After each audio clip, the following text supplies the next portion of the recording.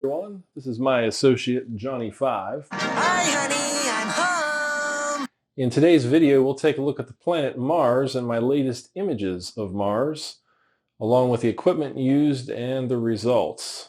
All that and more is coming up next on Astronomically Speaking.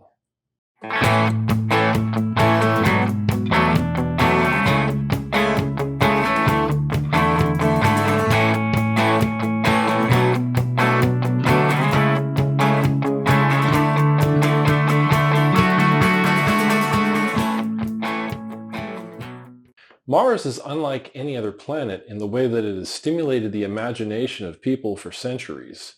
We had the theories of canals dating back to the 19th century, and we had early space probes, and today's rovers and a helicopter that collects scientific data nearly every day. Using the EdgeHD 11-inch SCT telescope, I took a series of photos and a few animations. These were taken in the latter part of 2022.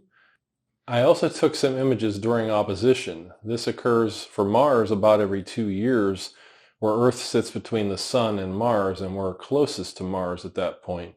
And it's a great time for imaging. So now we'll jump into a look at the equipment used. Here's the EdgeHD 11-inch SCT. I've got the Reflectex to reduce thermal variations still on there, on the dew shield up top and down on the main body. And then we come down here and we have the camera, the ASI 224 MC as always. And then we have the ADC, which we have to tune that every night and adjust the levers until the circles are concentric, as you'll see in the video. And then into that is the advanced Barlow, using just the advanced Barlow is down inside of the click lock, and then these are the spacers in between that I use to adjust it to get a better focal length. And that is about it. I have the histogram so that the red is a little bit backed off from maximum, and then the rest kind of fall in line. When you do the region of interest smaller like this, the frames per second jump way up, so I'm getting something like 350 frames per second. And I'm running a sequence to possibly do an animation, and I chose 240 seconds. That's 4 minutes. The recommended range is usually 4 to 6 minutes for Mars, and I'm putting a delay of 20 seconds between each frame. Some early Registax results here. This was drizzling at 1.5x. Also, here's a look at the ADC tuner. It's pretty close to center, so looking pretty good there.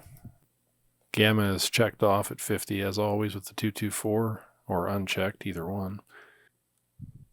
Here's a non-drizzled frame. Made a few adjustments to focus and started the animation sequence all over again. So it's looking pretty good. And there we have what it looks like after one little 240 second run. Not too bad. Not too sharp, but not too bad. This is with, I would call them modest slider settings for the wavelets here.